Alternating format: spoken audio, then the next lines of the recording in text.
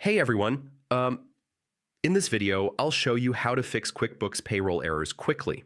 Yeah, if your payroll isn't processing, calculations are wrong, or you're getting error messages, it can be really frustrating, especially when you need to pay employees on time, but most of the time it's actually a simple fix once you follow a few important steps.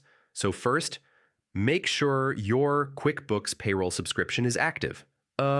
If your subscription has expired or there's a billing issue, payroll features may stop working completely. Next, check that your QuickBooks software is fully updated.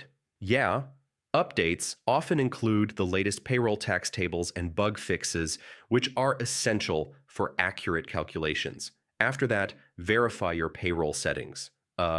Go through employee details, pay schedules, and tax information to ensure everything is entered correctly, because mistakes can trigger errors. Also, check your internet connection. Sometimes payroll needs an active network connection to process payments and update tax information, so a weak connection can cause failures.